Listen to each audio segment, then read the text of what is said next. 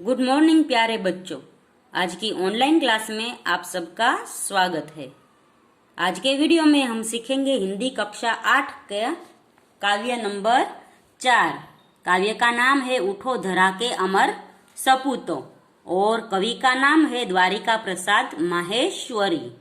तो बच्चों, इस पाठ में हमको सीख दी गई है कि आप उठो धरा के अमर सपूतो हो। धरा यानी पृथ्वी के आप अच्छे सपूत हो, अच्छे पुत्र पुत्रियों हो, तो आप उठकर है वो नया निर्माण करो, यानी अपने ज्ञान बढ़ाओ और अपने ज्ञान से देश का नाम रोशन करो। प्रस्तुत काव्य में प्रकृति के तत्वों से प्रेरणा लेकर अपने ज्ञान का उपयोग कर देश के सपूतों को नव निर्माण करने का संदेश दिया है।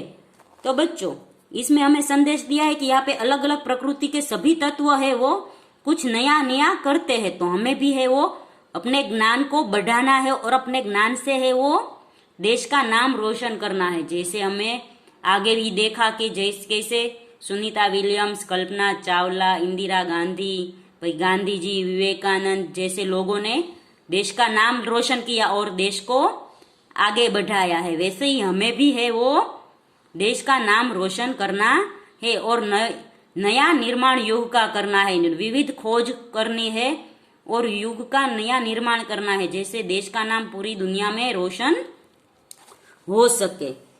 उठो धरा के अमर सपूत तो पुनः नया निर्माण करो। ये उठो धरा के अमर सपूत यानी जो मर नहीं सकता, तो हमें कुछ ऐसा कार्य करना है जिससे हम मर कर भी अमर हो सके। जैसे विक्रम साराभाई ने अच्छे अच्छे कई कार्य किए हैं, वो अंतरिक्ष के लेबोरेटरिया खोली है और कई अच्छे अच्छे कार्य किए हैं, इसलिए हम वो मृत्यु हो गई है उसकी, फिर भी हम उसे याद करते हैं। गांधी जी है, विवेकानंद जी है, सबको हम याद करते हैं, वो सब अमर हो गए। इसलिए यहाँ पे कहा गया है उठो अमर सपूतो, पृथ्वी के पुनः नया निर्माण करो।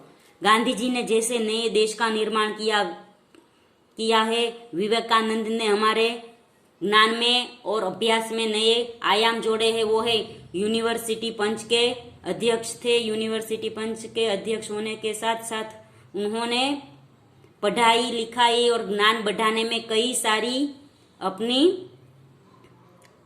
मेहनत लगाई और देश में है वो ज्ञान का दीपक बढ़ाने के लिए मेहनत की है। उन्होंने देश को पढ़ने लिखने के लिए प्रोत्साहित किया है और लड़कियों को भी पढ़ने लिखने के लिए, आगे बढ़ने के लिए, अपने पैरों पर खड़े रहने के लिए भी प्रोत्साहित किया है। जन जन के जीवन में फिर से नव स्फूर्ति नव प्राण भरो, એટલે કે બધા લોકો એટલે કે सब लोगों के जीवन में आप है नई स्फूर्ति એટલે नया उत्साह भरे और नए प्राण भरे, यानी अपने कार्यों से दूसरों को भी ऐसा लगे कि आपकी तरह वो भी अच्छे कार्य करे। नई प्रातः है, नई बात है, नई किरण ज्योति नई, नई उमंगे नई तरंगे, नई आस है सांस नई।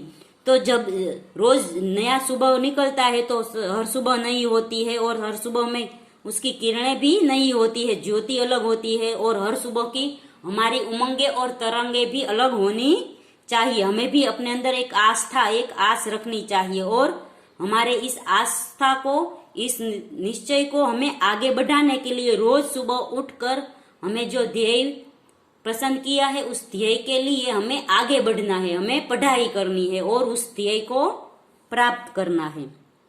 युग युग के मुरझे सुमनों में नई नई मुस्कान भरो। मुरझे यानी मुरझाए हुए सुमन, फूल में हमें है वो नई मुस्कान भरनी है। युग युग से यानी कई युगों से जो फूल मुरझाए हैं उसमें हमें नई मुस्कान भरनी है। मुरझाए फूल यानी जो हमें है वो परंपराओं की बेड़ियों को तोड़कर नई परंपराओं को स्थापित करना है। जैसे पहले लड़कियों को बाहर निकलने नहीं दिया जाता था, लड़कियों को जन्मते ही मृत्यु दी जाती थी, लड़कियों को है वो पति के साथ सती करना होता था, ऐसे कई भी कुरिवाज होते थे हमारे यहाँ।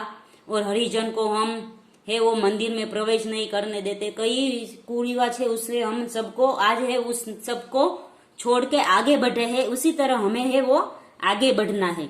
उठो धरा के अमर सपूतों पुनः नया निर्माण करो।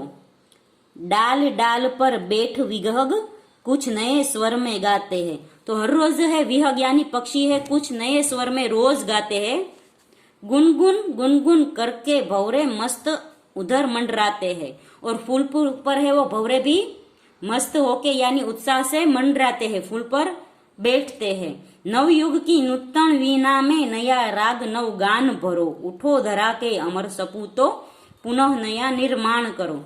तो कैसे रोज है वो पक्षी है वो अलग अलग स्वर में गाते हैं, भंवरे है वो उत्साह में फूलों पर बैठते हैं और अपने में मस्त रहते हैं। ऐसे ही हमें भी है पढ़ लिख कर नए युग का निर्माण करना चाहिए। कली कली खिल रही इधर वह फूले फूल मुस्काया है। तो हर रोज सुबह नई नई कलियां खिलती है और फूल मुस्काते हैं। धरती माँ की आज हो रही नई सुनहरी काया है। नूतन मंगलमय ध्वनियों से गुंजित जग उद्यान करो। उठो धरा के अमर सपूतों पुनः नया निर्माण करो।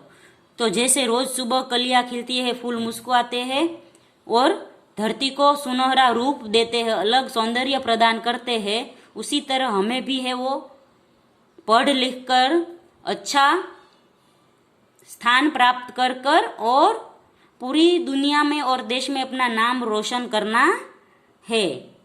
जैसे मंगलमय ध्वनियां है वो बगीचे में गुंजित हो रही है, जैसे है वो भंवरे की ध्वनियां होती है, अलग अलग बगीचे में कई सारी ध्वनियां है होती है, वो हमें सुनाई देती है। उसी तरह हमें भी है वो अलग अलग कुछ ध्येय सिद्ध करने होते हैं, अलग अलग व्यक्तियों के अलग अलग ध्येय होते हैं, वो हमें है वो बड़े होकर सिद्ध करने हैं। उठो धरा के अमर सपूतों पुनः नया निर्माण करो। सरस्वती का पावन मंदिर शुभ संपत्ति तुम्हारी है। सरस्वती का पावन मंदिर यानी हमें है वो सरस्वती है वो विद्या की देवी है। विद्या का पावन मंदिर होता है वो पाठशाला होती है।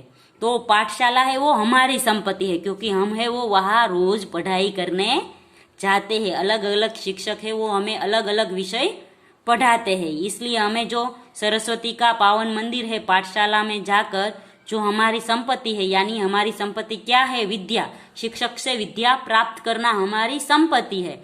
तो वह शिक्षक के पास जाकर विद्या प्राप्त करे और हमारी संपत्ति ले।